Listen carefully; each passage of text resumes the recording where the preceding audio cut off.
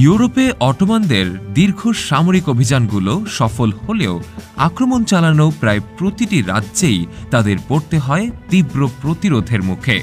আর এই প্রতিরোধের কারণেই লাজার, স্ক্যান্ডারবেগ, হুনিয়াদি, ভ্লাদ টেপেস এবং আরও অনেকে পায় কিংবদন্তির মর্যাদা। খিলাফতে উসমানিয়া সিরিজের এই পর্বে আমরা আরেকজন কিংবদন্তি এবং ঐতিহাসিক ব্যক্তিত্ব মোলদাভিয়ার রাজপুত্র স্টিফেন দ্য থার্ডের ব্যাপারে জানব এবং আলোচনা করব এই অঞ্চলের ইতিহাসে গুরুত্বপূর্ণ দুটি যুদ্ধ, ভাসলুই এবং ভ্যালিয়া আলবার যুদ্ধ নিয়ে। আমরা ইতিমধ্যেই উসমানীয় ইতিহাসের এই সিরিজটিতে ওটলুকবেলির যুদ্ধ সম্পর্কে জেনেছি, যেখানে অটোমান সুলতান দ্বিতীয় মেহমেদ নতুন তুর্কি শক্তি আকোয়েনলুর নেতা উজুন হাসানের বিরুদ্ধে লড়াই করেন। কিন্তু আজকে যা নিয়ে আলোচনা করব তার জন্য আমাদের ফিরে যেতে হবে আরও কয়েক দশক পেছনে। 1451 সালে মোলদোভিয়ার রাজপুত্র দ্বিতীয় বোগদানকে তারই ভাই পিটার হত্যা করে, যে কিনা মোলদোভিয়ার পরবর্তী শাসকও হয়। নতুন রাজপুত্র পোলিশ রাজা চতুর্থ ক্যাসিমিরের অনুগত হয়ে পড়েন এবং তাকে খাজনা প্রদান করতে শুরু করেন। তিনি 1456 সাল থেকে অটোমানদেরও খাজনা দিতে থাকেন। অন্যদিকে বোগদানের পুত্র স্টিফেন হাঙ্গেরিয়ান সেনাবাহিনীর নেতা জন হুনিয়াদি এবং ওয়ালাচিয়ার রাজপুত্র তৃতীয় ভ্লাদের সমর্থন লাভে সক্ষম হয়। 1457 সালে স্টিফেন ভ্লাদের কাছ থেকে বিপুল পরিমাণ সৈন্য সংগ্রহ করেন এবং অরবিক নামক স্থানে পিটারকে পরাজিত করে মোলডোভিয়ায় প্রবেশ করেন। এরপর তিনি মোলদোভিয়ার রাজকুমার হন এবং তৃতীয় স্টেফান হিসেবে পরিচিত হতে শুরু করেন। নতুন শাসক উসমানীয়দের খাজনা প্রদান অব্যাহত রাখেন এবং রাজ্যের সংস্কার কাজেও মনোনিবেশ করেন। সেনাবাহিনীতে আর্টিলারি ইউনিট যুক্ত করা হয় এবং সেনাবাহিনীকে আরও শক্তিশালী করা হয়। সীমান্তের নিরাপত্তা জোরদারে নতুন দুর্গ তৈরি করা হয়।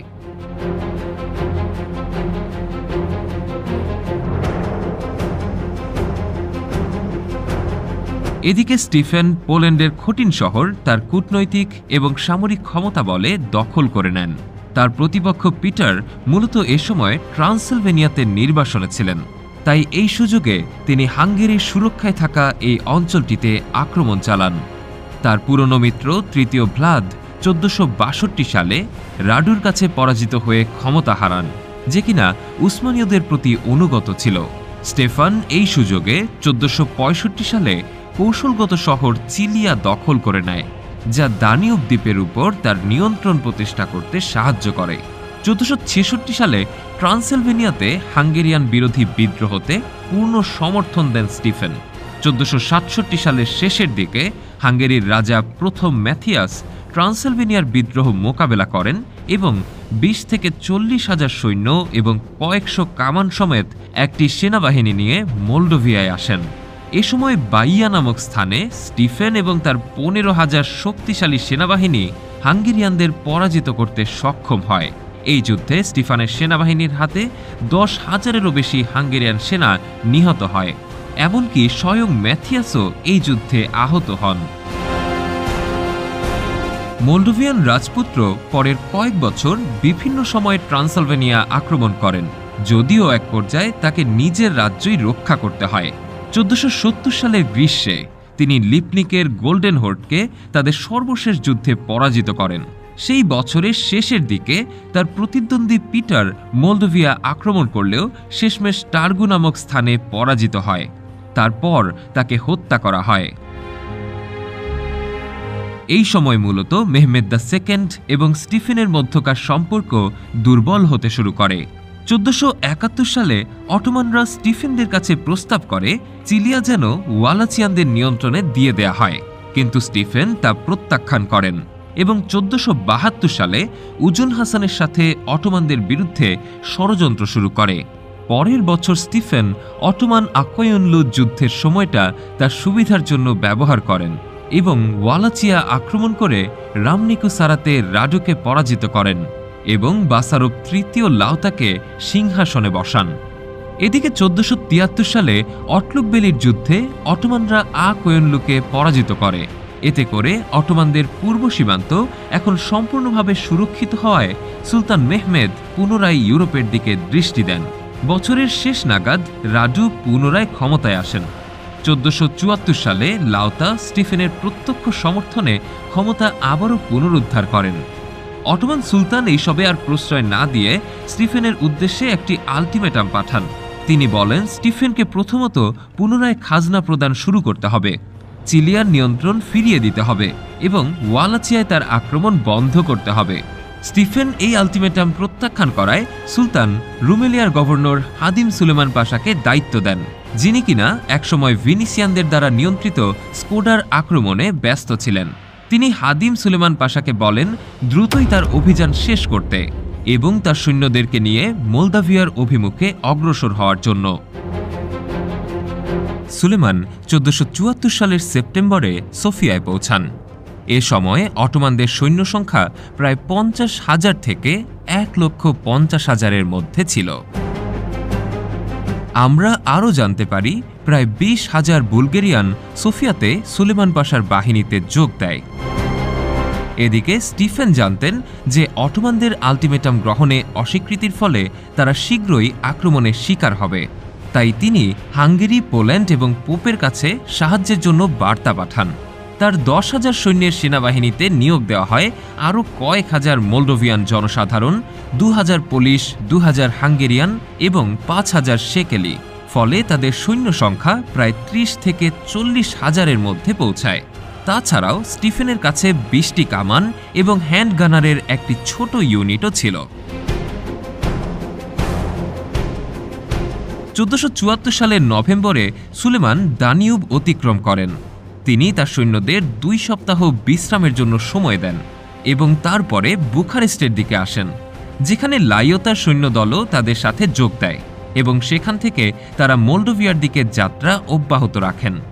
ডিসেম্বরে অটোমানরা মোলডোভিয়ায় প্রবেশ করে, কিন্তু স্টিফেন তাদের জন্য প্রস্তুত ছিলেন এবং অটোমানদের মোকাবেলায় তিনি নানা কৌশল ব্যবহার করতে থাকেন, যেমন নিকটস্থ সকল গ্রাম পুড়িয়ে দেওয়া বা কূপের পানিতে বিষ মেশানো।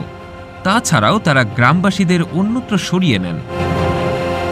স্টিফেন, যিনি কিনা তার চেয়ে কয়েকগুণ শক্তিশালী প্রতিপক্ষের সাথে লড়াই করতে অভ্যস্ত ছিলেন, তিনি এরকম যুদ্ধে ছিলেন পারদর্শী। তিনি ক্রমাগত তার হিট অ্যান্ড রান কৌশল ব্যবহারের মাধ্যমে অটোমানদের বিরাট এক অস্বস্তিতে ফেলেন। ক্ষুধার্ত এবং ক্লান্ত অটোমান সেনাবাহিনী 1 মাসের জন্য উত্তরে চলে যায়।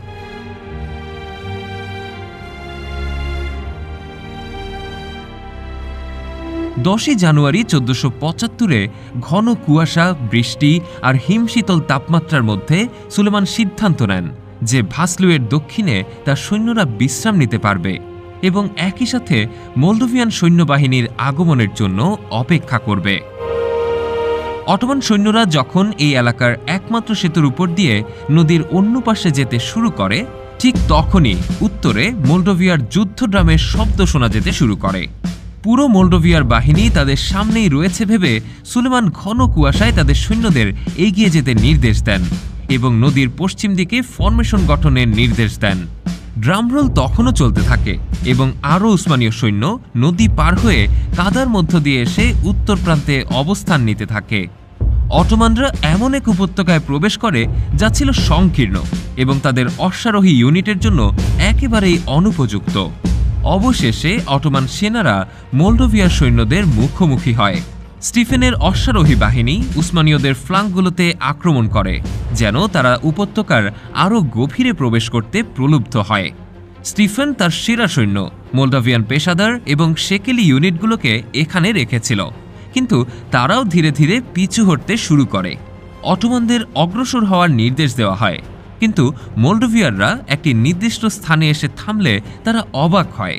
সেই মুহূর্তে স্টিফেন তার আর্টিলারি ইউনিট, তীরন্দাজ এবং হ্যান্ড গানারদের অটোমান ইউনিটগুলোতে আক্রমণ শুরু করার নির্দেশ দেয়। সুলেমান, যিনি কিনা তার সেনাবাহিনীর পেছনে ছিলেন, তিনি সামনের সারির শোচনীয় অবস্থা বুঝতে ব্যর্থ হন এবং তার অবশিষ্ট বাহিনীকে নদীর উপারে নিয়ে যাওয়ার চেষ্টা করেন, কিন্তু একের পর এক মোলডোভিয়ান কামানের আঘাতে কাঠের সেতুটি ধসে পড়ে। এতে অটোমানদের অতিরিক্ত সৈন্য মোতায়েনে ব্যাঘাত ঘটে আর তুলনামূলক কম অনুগত ওয়ালেচিয়ানরা সুলেমানের সমর্থনে নদী পারই হয় না। এদিকে মোলদাভিয়ান পদাতিক বাহিনী আবারও ধীরগতিতে পশ্চাদপসরণ শুরু করে এবং স্টিফেনের অশ্বারোহী বাহিনী উসমানীয় অশ্বারোহী বাহিনীকে উপত্যকার দিকে নিয়ে আসার জন্য প্রলুব্ধ করতে থাকে, যেখানে সে তার ফাঁদ বিছিয়ে রেখেছিল। হঠাৎ অটোমান লাইনের বাম দিকের জঙ্গল থেকে মোলডোভিয়ান যুদ্ধের ড্রাম শোনা যেতে থাকে। সম্পূর্ণভাবে উন্মোচিত থাকায় অটোমান কমান্ডাররা আতঙ্কিত হয়ে পড়েন, আর সুলেমান, যে কিনা কৌশলগত পরিস্থিতি সম্পর্কে একেবারেই অবগত ছিলেন না, বাম দিক থেকে আগত সম্ভাব্য আক্রমণ মোকাবেলায় একটি দ্বিতীয় লাইন তৈরি করার চেষ্টা করেন। কিন্তু মোলডোভিয়ানদের মূল আক্রমণটা ছিল মূলত অটোমানদের ডান দিক থেকে স্টিফেনদের অশ্বারোহী বাহিনীর মাধ্যমে, যেটা তখন পর্যন্ত অটোমান সেনাবাহিনীর পেছনে এবং পাশের অঞ্চলে একটি পাহাড়ের আড়ালে লুকিয়েছিল। অটোমানরা তাদের প্রতিপক্ষের চাইতে সংখ্যায় বেশি হওয়া সত্ত্বেও ভেবেছিল যে তারা 3 দিক থেকে ঘেরাও হয়ে গেছে। তারা পশ্চাদপসরণ করার চেষ্টা করলেও তা কাজে দেয় না, কেননা মোলডোভিয়ান অশ্বারোহী বাহিনী তাদেরকে একে একে ধ্বংস করতে থাকে এবং এই অবস্থা 3 দিন ধরে চলে। সমসাময়িক নানা সূত্রের মতে স্টিফেন এই যুদ্ধে 4500 সৈন্য হারায়, যেখানে সুলেমানের সৈন্যবাহিনীতে হতাহতের সংখ্যা ছিল প্রায় 45,000। অনেক অটোমান জেনারেলদের এ সময় বন্দী করে হত্যা করা হয়।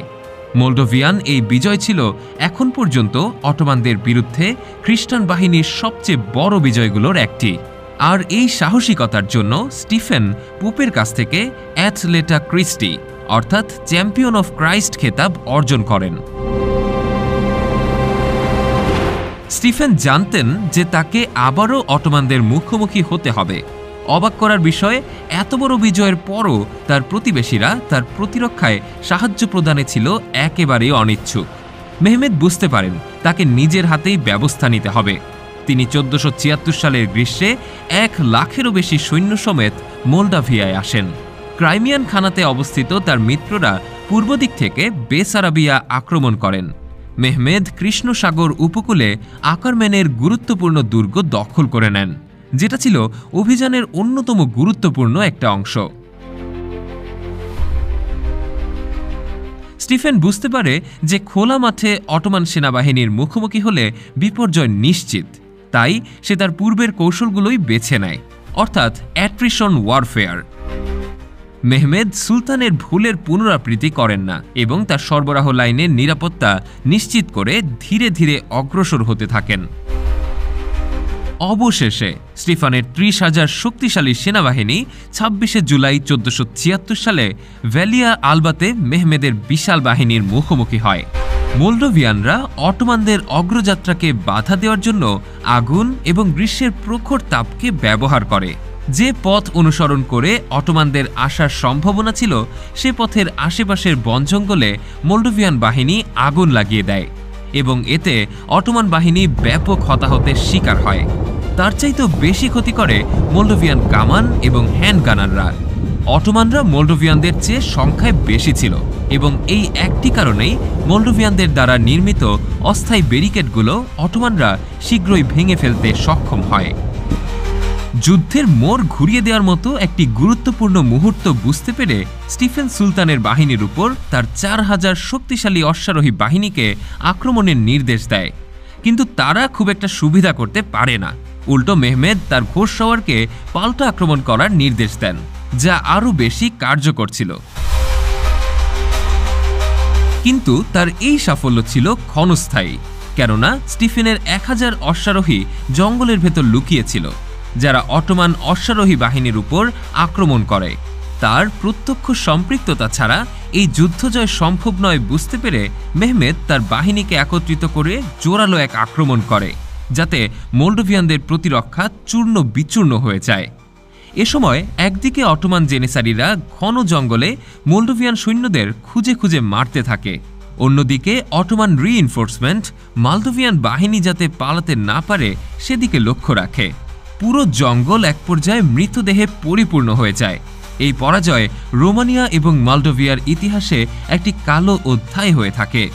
সমসাময়িক নানা সূত্র থেকে জানা যায় উভয় পক্ষের হতাহতের সংখ্যা ছিল প্রায় 30,000। এত বড় একটি বিজয়ও কিন্তু অটোমানদের জন্য মোলডোভিয়ার রাস্তা নিশ্চিত করেনি। স্টেফান পুনরায় একটি সৈন্যবাহিনী গঠনের জন্য পোলিশ সীমান্তের দিকে পিছু হটে। অন্যদিকে অটোমানরা একে তো সুসেভা এবং নেয়ান্তের দুর্গ দখল করতে ব্যর্থ হয়, তার উপর ক্ষুধার্ত হওয়াতে এবং প্লেগের প্রাদুর্ভাবে ভুগতে শুরু করে। এরপর স্থানীয়দের প্রতিরোধের শিকারও হতে থাকে ঘন ঘন। অবশেষে মেহমেদ আগস্টে মোল্ডোভিয়া থেকে সৈন্যবাহিনী সরিয়ে নেওয়ার সিদ্ধান্ত নেয়। দীর্ঘ এই যুদ্ধে উভয় পক্ষই ক্লান্ত হয়ে পড়ে। স্টেফান এবং মেহমেদ ওয়ালিচিয়া নিয়ে এত দীর্ঘ যুদ্ধ করা সত্ত্বেও অবশেষে শান্তি চুক্তিতে সম্মত হন এবং স্টিফেন আবারও বার্ষিক খাজনা প্রদান শুরু করে। ফলে স্বাধীন মোলদাভিয়ার স্বপ্ন বাস্তবায়ন এখনও ছিল বহুদূর। আর এই অঞ্চলে অটোমানদের অভিযানের এই ছিল কেবল শুরু।